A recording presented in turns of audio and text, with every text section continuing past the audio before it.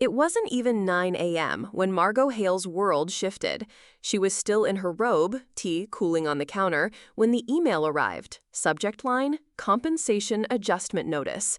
She opened it expecting a routine update. Instead, what she read hit harder than any boardroom betrayal. Due to recent budget alignment measures, your pension disbursement has been temporarily suspended.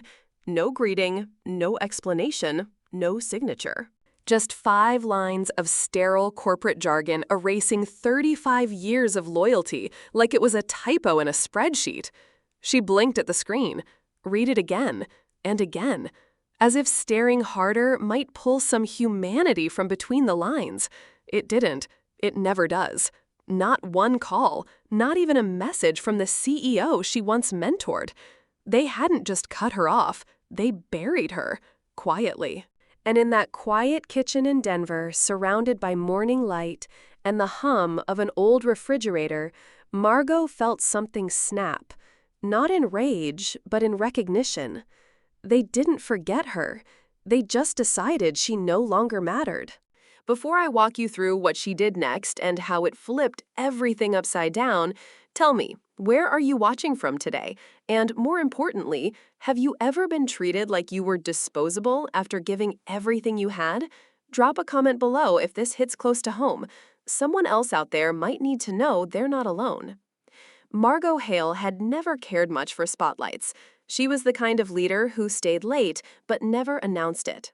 The kind who fixed the broken things quietly. The code that crashed at midnight, the vendor who bailed before launch day, the budget shortfall patched without anyone noticing. For decades, she was the scaffolding of Quanticore, the part no one admired until it was gone. She remembered the early days like they were etched into her skin.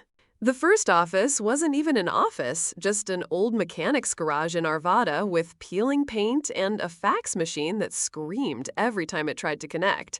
Back then, it was just her, Noah Beltran from accounting, and a brilliant but erratic CTO named Jessa Park. 3 folding chairs, 1 space heater, and an idea they couldn't afford to fail. She'd been there when the company had no name, no funding, and no backup plan. She was there for every late-night strategy session, every emergency call, every time someone panicked, and she calmly said, "We've been through worse." And now, her name wasn't even in the internal org chart. The interns didn't recognize her. The new VP of Operations, some fast-talking MBA named Carter Sloan, once asked if she was visiting from another branch. She smiled at the time, pretended not to care, but it chipped away, little by little. She'd poured everything into Quanticore, her time, her youth, her voice. And in return, they'd replaced her with people who wore louder shoes and gave glossier presentations. People who talked a lot about innovation, but couldn't tell you how the server infrastructure was stabilized in the '08 crash. In meetings now, they barely looked her way.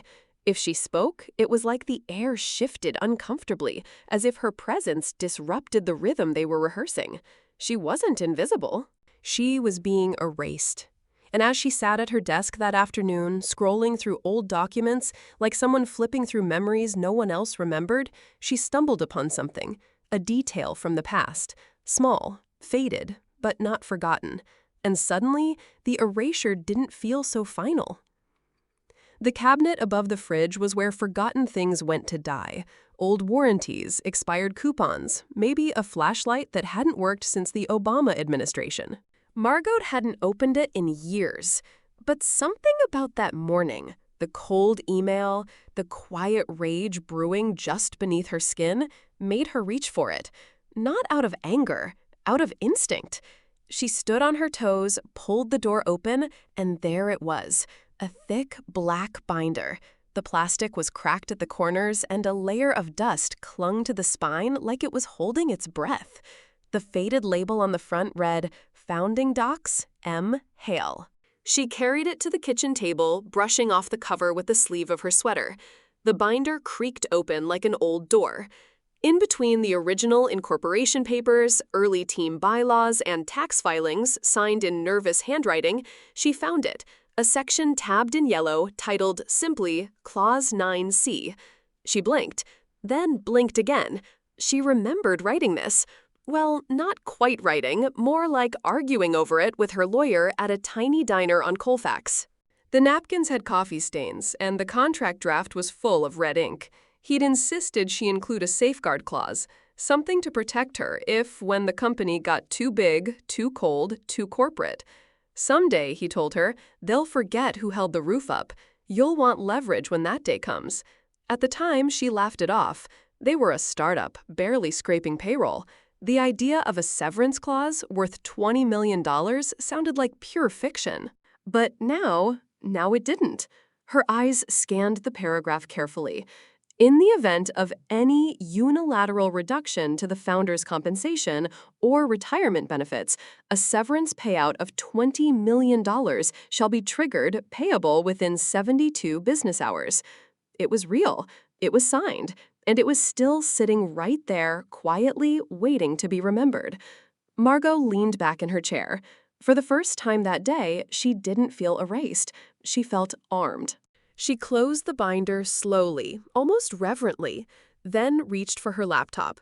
But what she typed next and who she sent it to, that's a whole other story. Margot didn't rush. She didn't slam her laptop shut or storm out of the house like a woman on a mission. That wasn't her style. Instead, she made herself a second cup of tea, chamomile, still warm, then sat back down at the kitchen table, the binder closed beside her, like a silent witness. She opened Outlook. Typed slowly, deliberately, no exclamation marks, no dramatic language, just a subject line, Clause 9C. Activation notice. In the body of the email, she included only the essentials: a brief reference to the pension freeze, a citation of the founding agreement, a polite request to confirm payout procedures.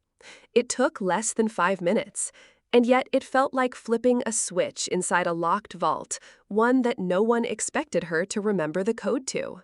She hovered over the send button for a moment, not out of hesitation, but acknowledgement. This was a point of no return, not just for her, but for them. Then she clicked it. Just like that. Quiet, precise, clean.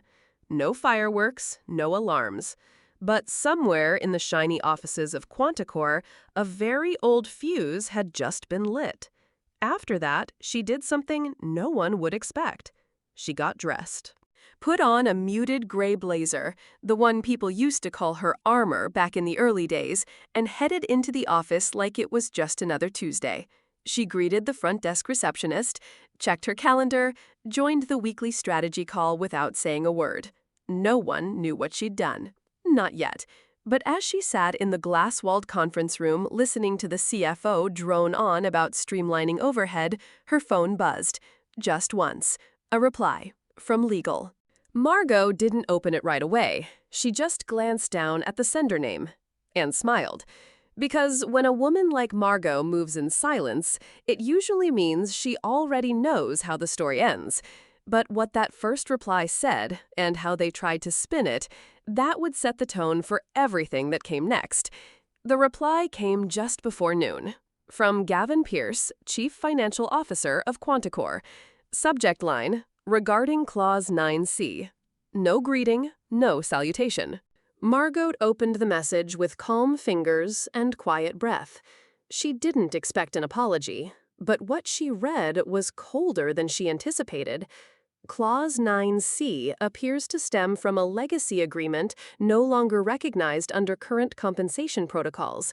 Following the 2015 executive restructure, that clause is considered superseded and therefore unenforceable. No further action will be taken. No attachments, no legal references, just that, and a closing line that made her blink. Best. They were denying a $20 million contract with a best, as if they were declining a lunch invite. Margot sat still. No frown, no sigh. She simply read the email again more slowly this time. Her heartbeat stayed steady, but something shifted in her silence.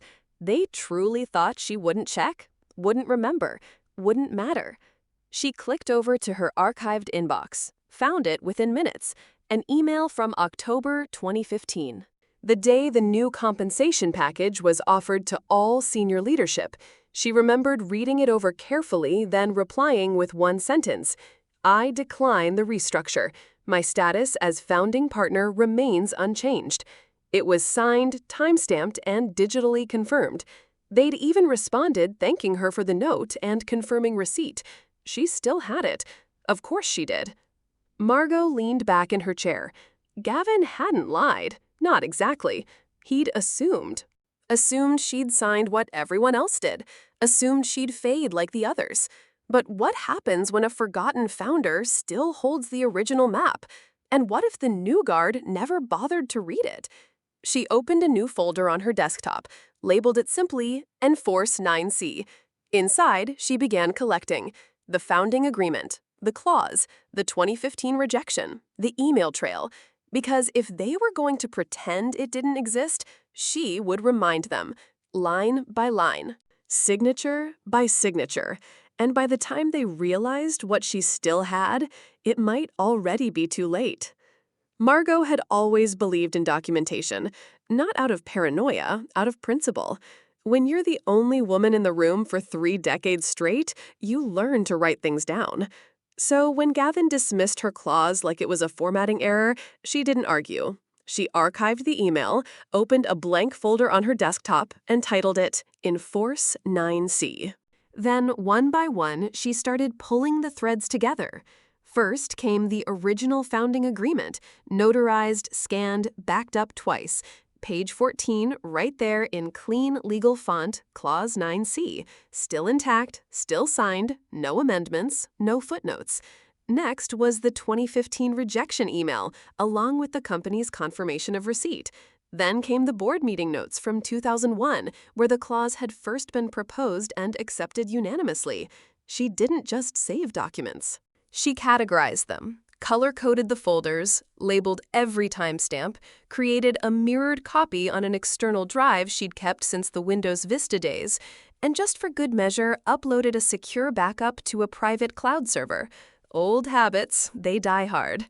At one point, she paused, looked at the stack of digital files like a quiet army, lined up and ready. She hadn't set out to start a war. She didn't want headlines or handshakes.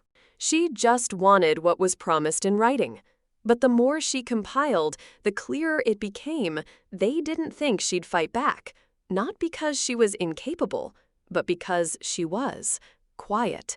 That was their first mistake. Late that evening, as the city lights flickered outside her window, an internal ping appeared on her screen, not meant for her, but accidentally CC'd. It was from someone in legal, a name she didn't recognize, a junior associate maybe. The message was short, but it stopped her breath for just a second, because in that email, someone had found something. And suddenly, Margot wasn't the only one reading old documents. It came in quietly, like most warning signs do, a single notification. Margot almost missed it. She was reviewing scanned board minutes when her inbox pinged again, this time with a reply on the legal thread she'd been looped into by accident the day before. The sender, Melanie Ortega, Associate Legal Counsel, probably fresh out of law school, probably not meant to hit reply all. The message was short, unpolished, nervous in tone. Hi all, just flagging that I located a notarized copy of the 1988 Founder Agreement with Margot Hale's signature intact. I don't see any amendments or overrides in the compensation files post-2015. Will confirm with archives and update soon. No one replied. Not right away. But Margot knew what silence meant in corporate speak. It meant panic. It meant someone finally read what she'd read days ago. She stared at her screen for a moment. The same feeling she had when she spotted a weak beam in the server room back in 2009, a crack no one noticed, but she knew exactly what it meant. She didn't celebrate, didn't send a reply. She just sat back in her chair and let the silence hang. For them, the discovery was a problem. For her, it was confirmation. But that wasn't the only thing that landed in her inbox that day. At 7:42 p.m., Margot received an anonymous tip not through her work email, but through her lawyer's encrypted channel. No name, no attachments, just a single screenshot. An internal email from Gavin Pierce forwarded by someone inside Quanticore. Let her push it. She's too old to fight this in court. We stall her out, she'll cave. Or croak. Either way, we win. Margot didn't flinch. She didn't curse or cry or shake. But something inside her changed, not in anger, but in certainty. They weren't just ignoring her. They were counting on her to disappear. She closed the window, opened a new draft, and addressed it to every member of the Quanticore Board of Directors. But what she wrote, and the evidence she attached, that would be the first thing they'd remember when this all began to unravel. The first sign came quietly. A meeting marked confidential popped up on the board calendar. No agenda, no description, just 30 minutes blocked off with legal and finance. Then came the whispers. Not actual words, but shifts in body language, people lowering their voices when Margot walked by, a sudden pause in hallway conversations, executives glancing at their phones a little too often during staff calls. Margot said nothing. She didn't need to. She'd been in this game long enough to know when the ground starts moving beneath the walls. And it was moving. Vendors began delaying calls. An operations director canceled next quarter's offsite for budget reasons. Compliance pinged IT for access to archived HR drives that hadn't been touched in years. Margot watched it all unfold from her corner of the office, the same desk she'd sat at for almost a decade. She kept her posture calm, her voice measured. But her eyes, they were scanning everything, reading tension like sheet music. Even the air had changed, colder, tighter. The interns, once oblivious, were catching on too. One afternoon, a young assistant named Zoe leaned in and whispered, "Miss Hale, are you the reason Gavin looks like he hasn't slept in a week?" Margot gave a faint smile. Nothing more, because she didn't need to answer that question. Not yet. Instead, she turned her focus inward. The folder titled Enforce 9C had doubled in size, now color-coded, indexed, mirrored on 3 secure backups. She wasn't preparing for battle. She was simply documenting truth, because truth, once organized, becomes pressure. And pressure, when left to build, always finds a release point. And that release point was coming faster than anyone expected. The email Margot sent to the board wasn't long. No bold fonts, no dramatic phrasing. Just a simple, well-organized message with one attachment that said everything. A screenshot. One that captured the exact moment Quanticore's executive team turned from careless to culpable. She didn't threaten. She reminded them that Clause 9C had been confirmed as enforceable by independent legal review. Reminded them that age-based obstruction wasn't just unethical, it was illegal. She ended with a deadline, Friday, 5 p.m. Either process the severance outlined in her contract or prepare for escalation. Then she hit send and waited. What followed wasn't noise, it was absence. No reply from legal, no calls from HR, no meetings, no questions, no let's talk about this. Just silence. And in Margot's experience, silence was never a good sign. Not in corporations. Not when money was involved. Silence meant scrambling. And scramble they did. Behind closed doors, things started unraveling. Gavin cleared his calendar for the rest of the week. IT activity logs showed mass downloads from old legal drives. Compliance began locking access to certain Slack channels. By Thursday morning, outside legal counsel had been looped in, a firm from New York that specialized in corporate crisis. The kind of lawyers who speak in long sentences and wear panic like cologne. Margot stayed calm. She took meetings, reviewed proposals, approved 2 purchase orders like it was any other week. But her inbox kept feeding her the tremors, internal chatter, conflicting opinions. Someone even tried to argue Clause 9C lacked contemporaneous applicability. Her lawyer's response? 5 words. Injunction request filed. Clock running. And just like that, the clause moved from conversation to courtroom. Subpoenas were issued, compliance protocols triggered. Every mention of freeze, retire, or too old was flagged across the company's communication systems. A quiet earthquake had begun, and Margot was the one holding the fault line. But how Quanticore responded when the court got involved, that would determine whether they cracked or collapsed. Friday morning arrived like a deadline wrapped in fog. The 72-hour window had passed. There was no payout, no apology, just silence, the kind that doesn't feel quiet, but loaded. At 12:01 p.m., Margot checked her bank app. Nothing. At 12:17, still nothing. By 12:30, the timer outlined in Clause 9C expired, and with it, the clause escalated automatically. Interest began accruing. Notifications were triggered to Quanticore's bank, their insurance carrier, their fiduciary auditors. No lawsuits yet, no headlines, but inside the system, alarms were sounding. By 3:15 p.m., it became official. Gavin Pierce had resigned. The company's announcement was short, 2 paragraphs, one big lie. After thoughtful reflection, Gavin has chosen to step down to pursue personal goals. We thank him for his leadership and years of service. Margot read the email once, then deleted it without blinking. Behind-the-scenes chaos was blooming. Finance channels on Slack went dark, IT locked down cross-departmental access, all external communication was routed through legal. The air in the building was heavy, like something just snapped but hadn't landed yet.